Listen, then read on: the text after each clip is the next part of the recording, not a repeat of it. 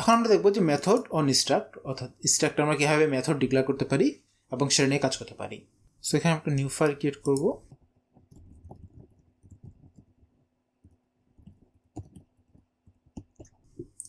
আমি এখানে অলরেডি একটা স্ট্রাক্ট নিয়ে নিয়েছি পার্সন, এবং আমরা চাইলে যে এই স্ট্রাক্টের মধ্যে একটা মেথড ডিক্লেয়ার করতে পারবো। এখানে আমি প্রথমে একটা ভেরিয়েবল ডিক্লেয়ার করি পি পার্সন, এবং আমি এখানে নেম হচ্ছে আবুল অ্যান্ড এজ হচ্ছে 25। এবং আমি যদি এটাকে প্রিন্ট করতে চাই তো নেম এবং এজকে সেপারেট করে, তাহলে সেটার জন্য আমি কী করতে পারি, আমি এখানে বলছি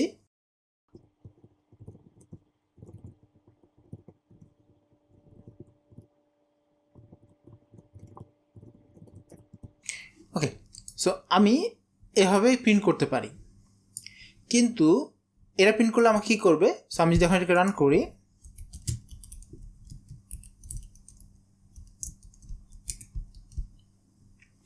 তাহলে দেখবো যে name Abul and age 25 print করেছে।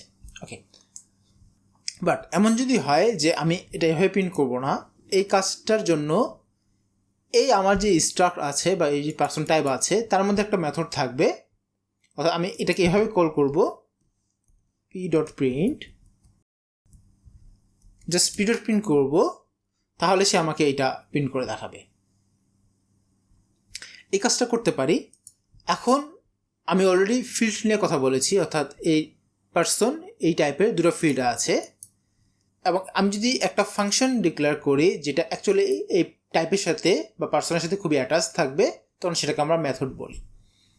এবং যখন মেথড নিয়ে আমরা কাজ করি তখন সেই মেথডের মধ্যে আমি যেই টাইপের নিয়ে কাজ করছি সেই অবজেক্টের যে ভ্যালুটা সেটা ডাইরেক্টলি অ্যাক্সেস করতে পারে। কীরকম অ্যাক্সেস করতে পারে, এই কাজটা করার জন্য আমি একটা ফাংশন তৈরি করতে পারি।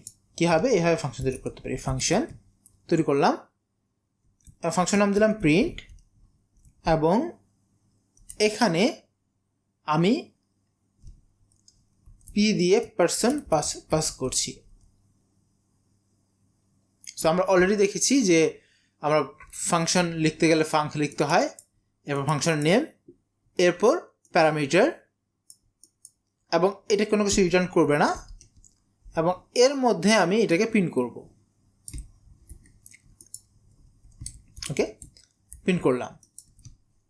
এটা যদি আমি করি তাহলে আমি জাস্ট প্রিন্ট লিখে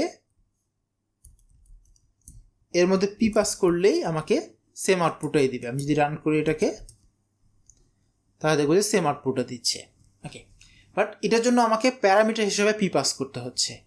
কিন্তু আমি যদি মেথড ডিক্লেয়ার করি, অর্থাৎ পার্সনের যদি একটা মেথড ডিক্লেয়ার করি, তাহলে আমাকে আর প্যারামিটার হিসেবে পাস করতে হবে না, আমি ডাইরেক্টলি p.print দিয়েই ইউজ করতে পারবো।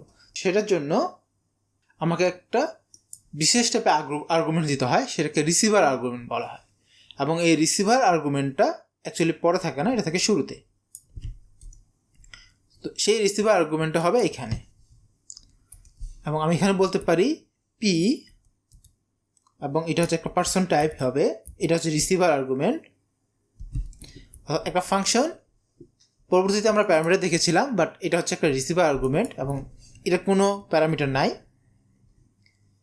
এটার ফলে কি হবে, এটার ফলে হচ্ছে যে পার্সন যেই টাইপটা থাকবে সেই টাইপের একটা মেথড হবে এখন প্রিন্ট। তাহলে আমি এখানে জাস্ট p.print দিয়ে সেম কাজটা করতে পারবো। আমি যদি এখন এটাকে রান করি তাহলে দেখবো যে সেম আবুল অ্যান্ড এটা প্রিন্ট করেছে।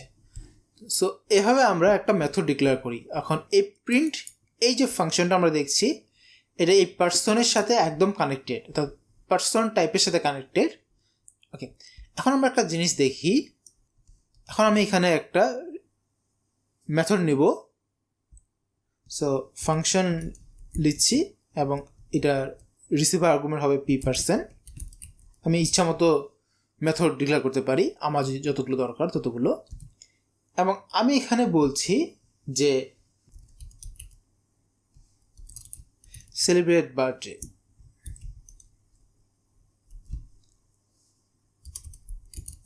সো আমি একটা মেথড ডিক্লেয়ার করছি যেটা নাম হচ্ছে সেলিব্রেট বার্থডে, এবং এর ফলে যেটা হবে আমি পার্সন এর যে এজ সেটাকে আমি বাড়িয়ে দেব, যেহেতু বার্থডে এবং তার আমি এজটা বাড়িয়ে দিলাম। এখানে আমি প্রিন্ট করছি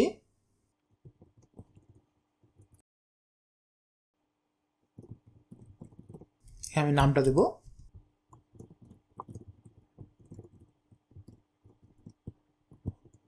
সো এখানে আমি কি করব, প্রথমে আমি হ্যাপি বার্থডে জানাবো, এখানে নেমটা দিব, নেম হবে পিরিয়ড নেম, এবং আমি এখানে বলছি যে you are now person D, so তার নতুন যে এজটা হবে সেটা এখানে দেবো। আমি অলরেডি এজ এক ইনক্রিমেন্ট করেছি, সো আমি এখানে দিতে পারি পি ডট এজ। ওকে, আমি প্রথমে প্রিন্ট করছি, এটা 25 প্রিন্ট করবে। আমি এখন পি ডট সেলিব্রেট বার্থডে করবো, বার্থডে সেলিব্রেট করলাম, এবং এরপর আমি আবার প্রিন্ট করব। সো আমি যদি এখন এটাকে রান করি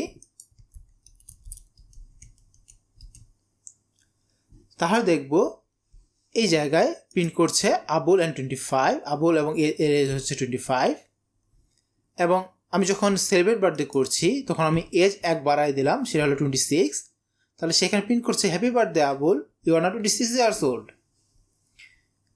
এবং এরপরে আমি যখন আবার পিরিয়ড প্রিন্ট করছি তখন দেখবো যে এখানে আমার এজ 25 হয়ে আছে।